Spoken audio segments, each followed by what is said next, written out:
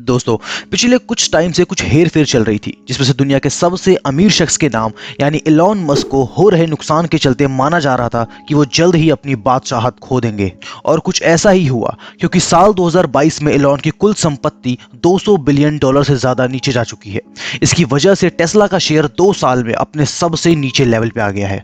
Electric car company corona महामारी के बाद कई सारे चैलेंजेस का सामना कर रही है। कंपनी चाइना में कोविड रिलेटेड रेस्ट्रिक्शन से जूझ रही है। बता दें कि टेस्ला के लिए चाइना अमेरिका के बाद सबसे बड़ा बाजार है। एलॉन मस्क के ट्विटर को खरीदना और सीईओ बनने के बाद कंपनी ने अपने लगभग 60% एम्प्लॉय को खो दिया है। इस तरह से लगातार घटते हुए नेटवर्थ के सिलसिले में बड़ा बदलाव हुआ है और फाइनली इस दुनिया के सबसे अमीर शख्स बन चुके हैं बर्नार्ड आर्नोल्ड, जो फ्रांस के बड़े बिजनेसमैन हैं, जिसके बारे में हो सकता है कि आपको बहुत कम पता हो। इसीलिए आज की इस वीडियो में हम आपको उन्हीं के बारे में बताने जा रहे हैं। फोर्ब्स ब्लूमबर्ग के मुताबिक फ्रांसीसी व्यापारी बर्नार्ड आर्नोल्ड अपने 180 अरब डॉलर से ज्यादा की संपत्ति के दम पर दुनिया में सबसे अमीर शख्स बन गए हैं। इस समय एलॉन मस्क की नेटवर्थ की बात करें तो वैसे तो तेजी से घट बढ़ रही है, लेकिन जिस टाइम ये वीडियो बन रहा है उस समय उनकी नेटवर्थ है 174 अरब डॉलर। उनके बाद आते हैं भारत के गौतम अडानी, चौथे और पांचवें स्थान पे जेफ बेजोस और बिल गेट्स हैं। अगर आपको बर्नार्ड के बारे में बताएं तो वो एक फ्रेंच बिजनेसमैन है जो LVMH के प्रेसिडेंट है।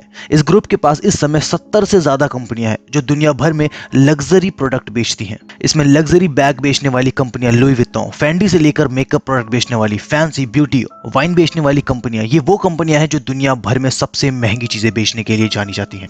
बर्नार्ड इससे पहले 2019 में लोगों के बीच काफी डिस्कशन का टॉपिक बने थे जब उन्होंने famous American jewellery brand Tiffany को खरीदा था और उस समय उनकी टोटल नेटवर्थ 106 अरब डॉलर थी, जो कि अब बढ़कर 180 अरब अमेरिकी डॉलर के पार चली गई है।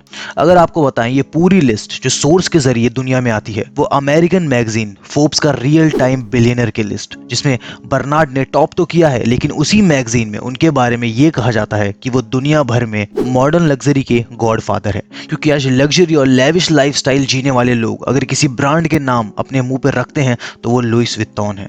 आज भारत से लेकर चाइना और अमेरिका, अफ्रीकी शहरों में फ्रेंच कंपनियां लुई विटॉन के साथ ही उनके अदर ब्रांड पहनने वाले लोग भर भर के मौजूद हैं। क्योंकि ऐसा कहा जाता है कि ऐसी एक लग्जरी इंडस्ट्री को शुरू करने का बेसिक आइडिया भी किसी और का नहीं बल्कि बर्नार्ड आर्नोल्ड का था। ऐसा कहा जाता है कि पिता ने कंस्ट्रक्शन बिजनेस से पैसा कमाया, लेकिन बर्नार्ड ने शुरुआती उम्र में ही यह पहचान लिया था कि वेयरिंग एंड फैशन के प्रोडक्ट बनाने वाली कंपनियों को पेशा बनाकर उनकी बिखरी ताकत को एक ग्रुप में कंटेन किया जा सकता है। अगर आप देखें तो भले ही बर्नार्ड फ्रांस के बिजनेसमैन रहे हों, लेकिन उनको पता था कि अमेरिका उनके लिए बड़ा बाजार है, इसीलिए उन्होंने अमेरिका में अपने रिश्ते बनाए। इसीलिए तो अमेरिका में उनके ट्रम्प से काफी बेहतर रिश्ते रहे हैं। इसके अलावा फ्रांस के राष्ट्रपति निकोलस सरकोजी के साथ उनकी करीबी पर बहुत बात की जाती है। और तो और दुनिया के तमाम नेताओं के साथ उनके पर्सनल्स काफी रिलेशंस हैं, जिसका फायदा उनके अपने बिजनेस में होता रहा है।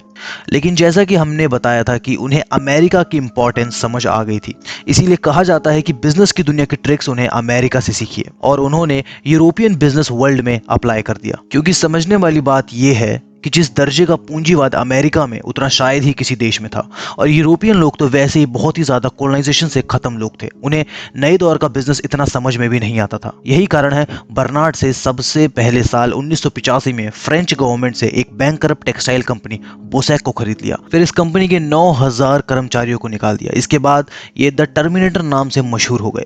इस कंपनी में पुराना फ्रेंच ब्रांड डियोर भी शामिल था। ये वही फ्रेंच ब्रांड था जिसे अमेरिका के बहुत सारे लोग यूज्ड थे।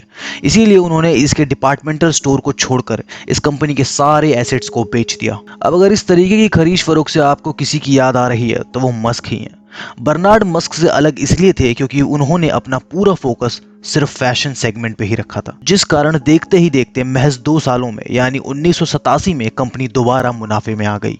इसके बाद उन्होंने वो कंपनी खरीदी जिसका आज इनको इस मुकाम पे पहुंचाने में सबसे बड़ा रोल निभाया है। ईयर 1989 में उन्होंने LVMH ग्रुप का कुछ इस तरह हाई स्टाइल टेक ओवर किया था। दरअसल उन्होंने शुरुआत में ही जो टेक्सटाइल कंपनियां कुछ संपत्तियां बेची थी, उसके पैसों से उन्होंने LVMH के कंट्रोलिंग स्टेक को खरीद लिया था, यानी कि इतना हिस्सा जिसे कि कंपनी में उनकी एंट्री हो गई। दरअसल LVMH की मुख्य रूप से 2 कंपनियां थी, लुइस विटॉन और मोहित हेनेसी, और इन दोनों का 1987 में मर्जर कर दिया गया। 1989 में बर्नार्ड एलवीएमएच में मेजॉरिटी शेयर होल्डर बन गए और तब से ही वो इस कंपनी के चेयरमैन और सीईओ हैं।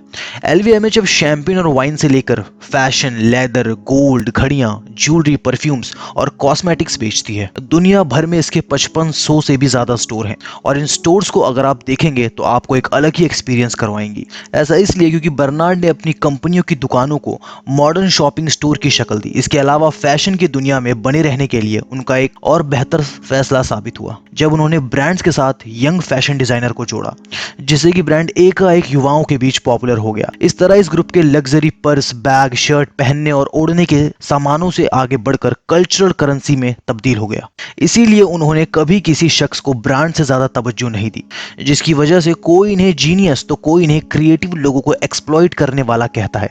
बर्नार्ड के बारे में खास बात यह भी है कि वो किसी भी घाटा उठाती फर्म को खरीद कर उसमें तब तक इन्वेस्ट करते हैं जब तक वो कंपनी अपने दम पर पैसा पैदा करने लायक नहीं बन जाती। इन सब के बावजूद आप बर्नार्ड को एक बिजनेसमैन के अलावा ज्यादा नहीं जान सकते, क्योंकि इनकी पर्सनल लाइफ बहुत ही ज्यादा लोगों से छुपी हुई है। लेकिन जो कुछ पता है उसके मुताबिक 6 फीट लंबे 73 साल के बर्नार्ड को टेनिस खेलना और पियानो प्ले करना बहुत पसंद है। इसीलिए उन्होंने कहा था कि वो अपनी कंपनी को दुनिया की नंबर 1 कंपनी बनाना चाहते हैं, क्योंकि वो दुनिया के नंबर 1 टेनिस प्लेयर और पियानिस्ट नहीं बन सके। वो ये दोनों काम काफी सीरियसनेस से करते हैं, लेकिन उसमें नंबर 1 नहीं है। इसके अलावा आर्टिस्टिक चीजें खरीदने के शौकीन बर्नार्ड को उनकी प्राइवेसी को लेकर काफी सेंसिटिव माना जाता है। इसीलिए उन्होंने दुनिया भर में अपनी आवाजाही से जुड़ी जानकारी को लीक होने से बचने के लिए उन्होंने अपना प्राइवेट जेट बेच दिया था। खैर, अगर इस समय उनकी कंपनी एलवीएमएच की मार्केट वैल्यू को देखें तो 365.7 अरब डॉलर से भी ज्यादा है, जो कि यूरोप में सबसे ज्यादा है।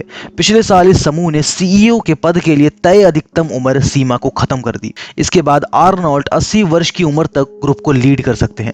ये इस बात की ओर भी इशारा कर रहा है कि लंबे समय तक कंपनी की लीडरशिप अपने हाथों में ही रखना चाहते हैं। अब अगर जाते जाते आपको बताएं तो बर्नार्ड को नंबर 1 बनाने में किसका हाथ है, तो वो कोई और नहीं बल्कि इलॉन मस्क की खराब किस्मत है।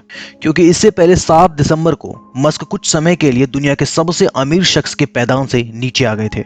ऐसा उनकी इलेक्ट्रिक कार कंपनी टेस्ला के शेयर प्राइस के गिरावट के चलते हुआ था, क्योंकि इसके साथ टेस्ला में मस्क की हिस्सेदारी की वैल्यू भी नीचे आ गई। इसके अलावा फर्क इससे पड़ा था कि मस्क ने ट्विटर को खरीदने में 44 अरब डॉलर लगाए थे। इससे पहले 9 नवंबर को मस्क की दौलत 200 अरब डॉलर के नीचे तब आई जब निवेशकों ने टेस्ला के शेयर बेचना शुरू कर दिए। निवेशकों को तब ये फिक्र सताने लगी जब मस्क टेस्ला की बजाय ट्विटर में ज्यादा रुचि दिखा रहे हैं। मस्क की दौलत मुख्य रूप से टेस्ला पे टिकी हुई है। टेस्ला के अलावा मस्क के पास रॉकेट कंपनी स्पेसएक्स और स्टार्टअप न्यूरालिंक भी है। लेकिन हम आपको बता दें कि ये पॉसिबल है कि जब तक ये वीडियो रिलीज हो सके मस्क फिर नंबर 1 पे बन जाए। लेकिन ये वीडियो नंबर 1 बनने के रेस पे नहीं है, बल्कि बर्नार्ड की कहानी पर है दोस्तों। तो आप हमें कमेंट करके जरूर बताएं कि आपको ये जान के कैसा लगा। फाइनेंस से जुड़ी ऐसी वीडियोस के लिए हमारे चैनल को सब्सक्राइब करना बिल्कुल ना भूलें। धन्यवाद।